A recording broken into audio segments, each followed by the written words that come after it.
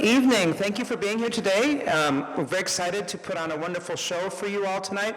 Thank you for supporting these students with your attendance. And I love doing this concert with the 8th grade also each year. It's a great opportunity for us as high schoolers to remember some of our roots, but also to see who our future cardinals are going to be. And this is very exciting, and I'm very looking forward to this. They also, I know they've been telling me how much they're looking forward to hearing Gargoyles and Ghostbusters again. So they're looking forward to that. A few reminders. I'm asking that you don't take flash photography while the musicians are performing. Also, if you have anything that might make noise or glow in the audience, once they turn the lights down, if you could keep that off. And then finally, if you do need to leave, there's ushers at the back, and they'll ask you to maybe to wait to be reseated until there's a break between the music if you do need to leave for any reason. Okay? Thank you very much, and I hope you enjoy this evening's concert.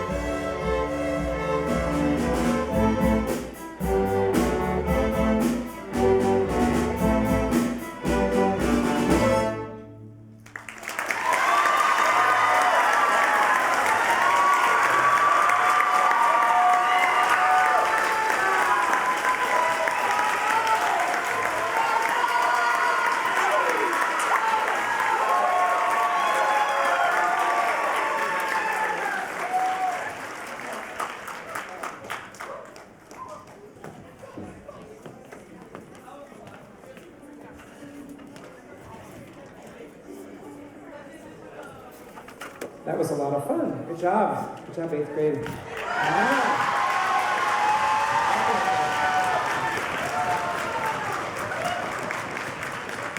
The high schools are all wishing they could have played Ghostbusters. Yeah, I know. Yeah, as well as you guys did. It was really nice. Well, just a few reminders. There are a couple things, and I'm going to give a couple thank yous out that I haven't done yet. There's Marissa Augustin is taking over at the last minute to help us with the light booth tonight. Thank you. And yeah.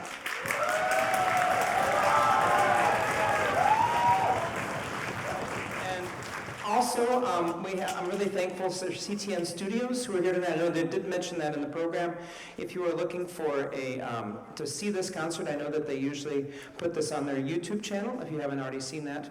And so I'm very excited. Also, this is like the first regular concert in the auditorium. We got it in the early one. There was just one concert last week, so we're sort of breaking the space in, you know.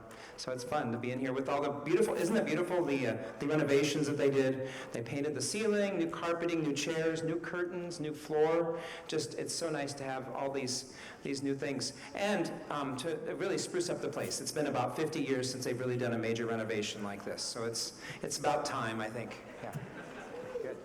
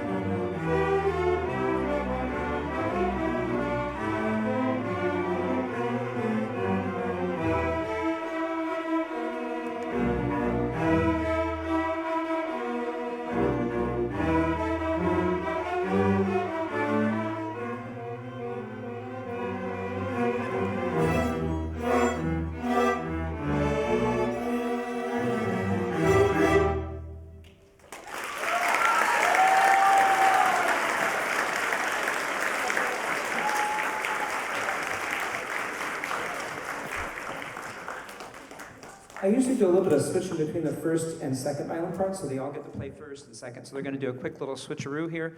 While they're doing that, I also want to thank a couple of other people I forgot to mention. In the bass section back here, he may look like a ninth grader. He is sort of a ninth grader, but he's not really a Coon Rapids High School student. He's a homeschool student. I've known him since first grade. Been a private student of mine, so I roped him into, he lives in Coon Rapids, so I roped him into playing with this group because we needed a bass player. So, and then his sister Lauren plays violin, so we had to have her join us too, his twin sister. So we're very excited. Thank you for helping us out tonight. Yeah. All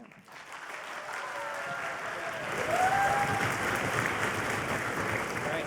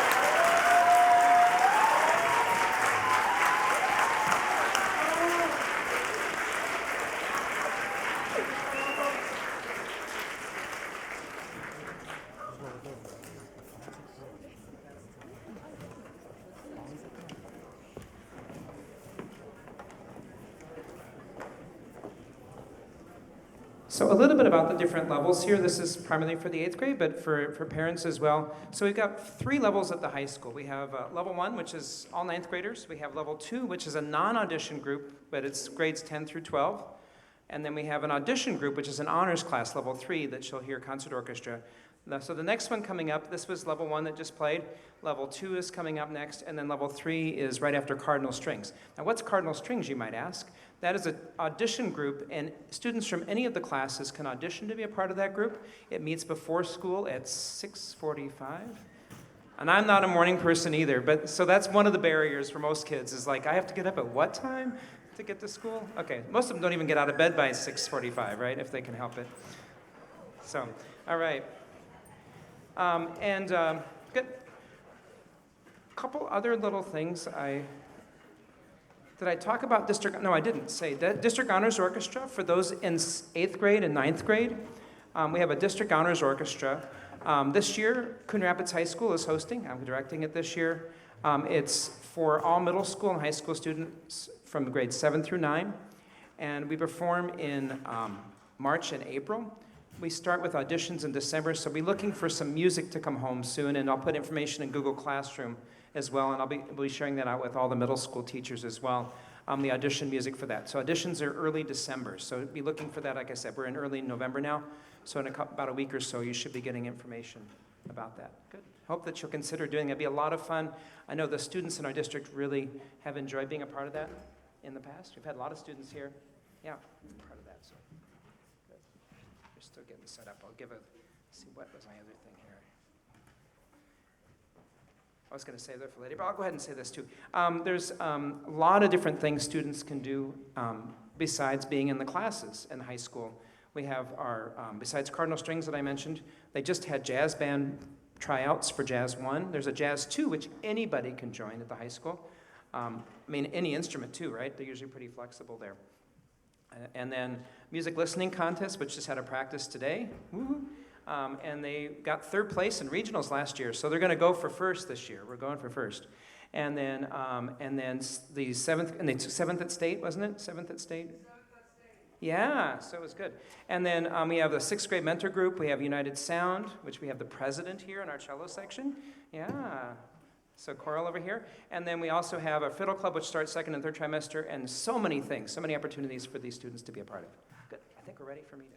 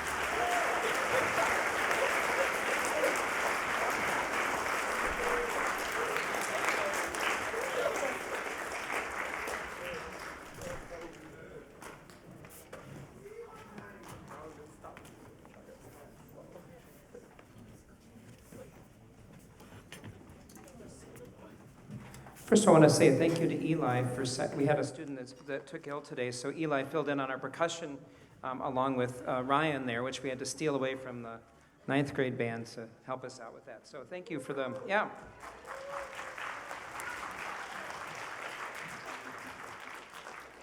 This next composer has a very long name, and so it's Joseph Boulogne, Chevalier de Saint-Georges. So the last part of it is a title that he earned, and I'll tell you a little bit about him. So he was born in 1745. He was born on the Caribbean island of Guadeloupe, and he's the son of a French plantation owner and a Senegalese slave woman who was the slave woman of the owner's wife. Anyway, from the age of 8, he was brought back to France and was educated in France, received a very good education. Father saw a lot of potential in him, and he ended up becoming the father actually worked for King Louis XV.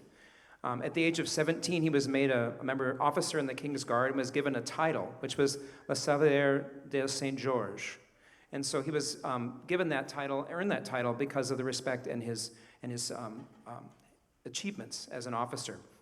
He also was known as the best fencer in France, only lost one bout in his whole career. He also was a composer and a violinist, obviously, because he wrote this piece.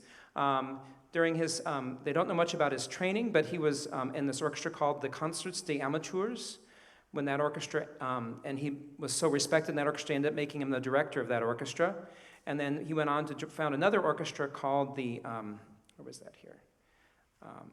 During that orchestra, he was also formed the Orchestra Le Concert Olympique, and that was an orchestra that frequently performed for Marie Antoinette when she was Queen of France, and actually premiered Haydn's Paris symphonies. They were written for his orchestra that he was the director of.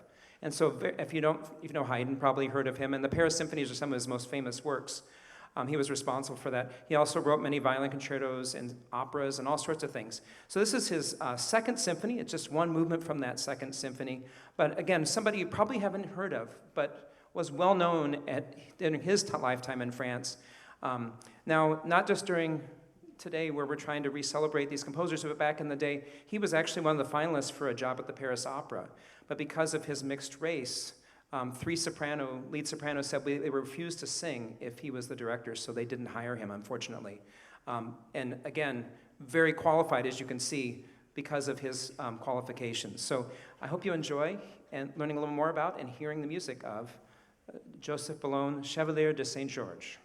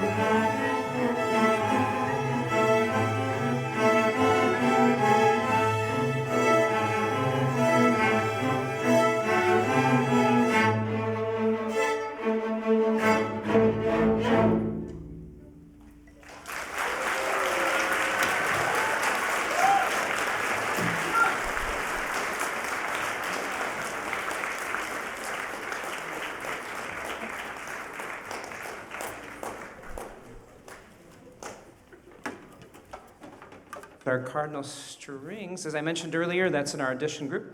Back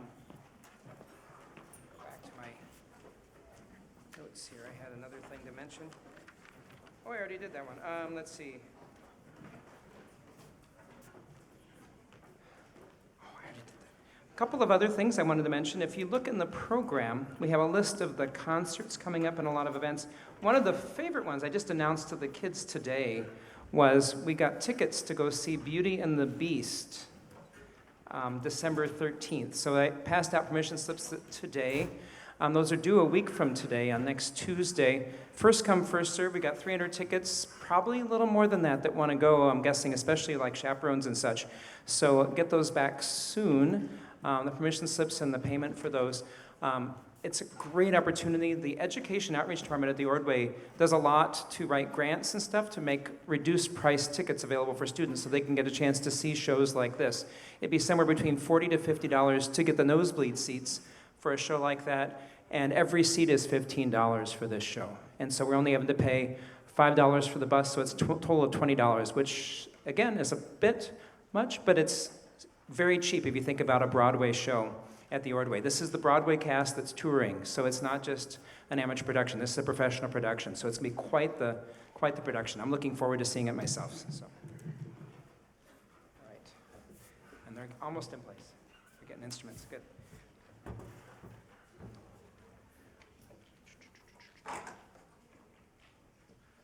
I suppose while we're waiting here, I could talk about who's in all conference. If you don't mind standing up if you've been nominated for all conference. That includes most of our whole viola section, I think, right? And the cello section, Morgan here, and Ephraim on the bass, and our first two violins here. So I'll name Sonia, Ashley, and our viola.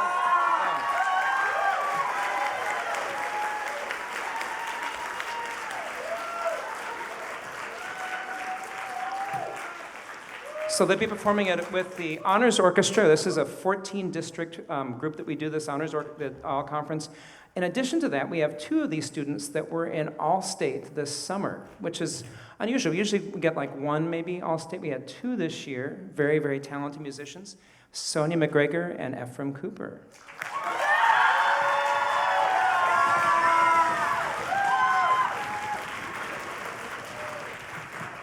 Just so you know, Minnesota probably has one of the most competitive all-state programs. There are probably over 500 people trying out to be in that, and they only take like 80 students. So it's a very competitive program.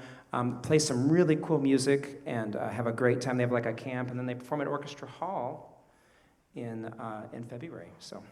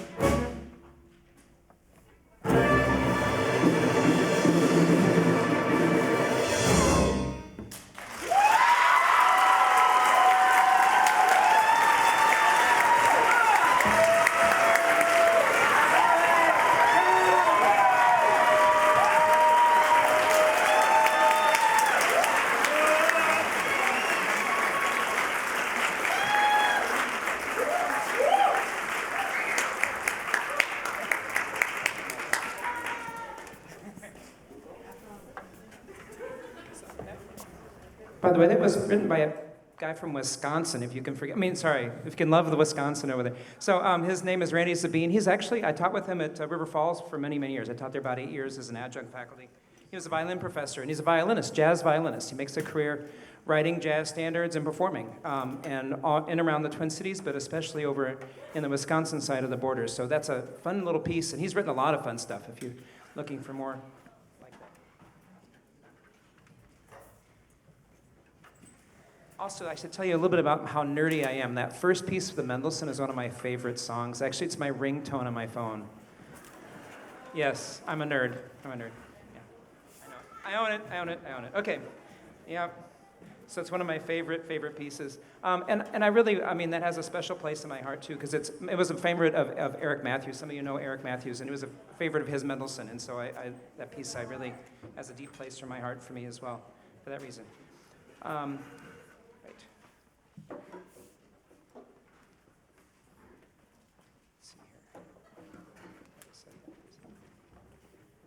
I said too many of my announcements here. I don't have anything left. Okay, there's one other thing I did mention about other concerts. December is sort of a busy month, and I should just sort of highlight that real quick. So the level 1 and 2 students perform on the 12th. Then the level 3 students and the Cardinal Strings group performs on the 15th, 16th, and 17th. So there are 2 different concert sets, and the reason is we do the 15th, 16th, 17th with the choir and the band as well. And that, I have to admit, for most students that graduate here, that's one of the highlights of their high school. It's one of the highlights of the year for me, that Traditions concert. So even if your kids are not performing in that concert, I'd encourage you to come to that. Now, we do start selling tickets about a week before the show starts, and we always sell out. Always. That's part of, because we have a lot of alumni and a lot of community members that come back to that concert every year. So I'd encourage you to get tickets and get them early for that event, but it should be a lot of fun. So looking forward to that.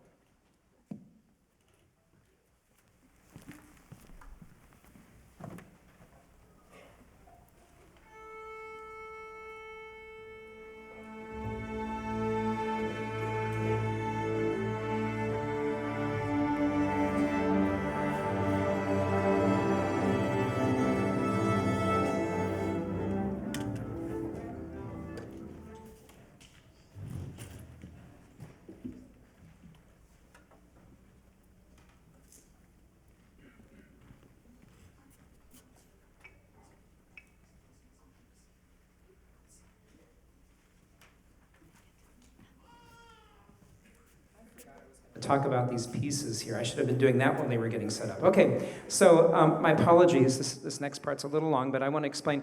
This piece was the next 3 pieces that you see in the program are really meant to be one movement. So we have the Sometimes I Feel by Jean Perrault, we have The Lost by Catherine Bergman, and Breathe by Daniel James Felton. They're all 3 local composers. Jean Perrault goes by Rudy. I know him by Rudy. He teaches up at UMD. Catherine Bergman lives just over in North Oaks, just not too far down the road, Daniel James Felton is a director of music and worship at the Holy Christian Church, and as well as working with the University of Minnesota Marching Band. He's one of the instructors there. So they're all 3. We commissioned them back in 2021 when we didn't have All Conference Music Festival. And what we did was we took that money and we commissioned these 3 composers to write something as a tribute for these students in the times that we were all going through. They each took a little bit of a different take. Rudy Perrault who's a Haitian performer and composer, was born in Port-au-Prince. He wrote this piece as a dedication for victims of violence. And again, this was in the light of the murder of George Floyd and many of the things. Also, the piece is meant to take the spiritual. Sometimes I feel like a motherless child, and you'll hear a direct quote from that at the very end of the piece. And so he uses bits and pieces that woven throughout the piece.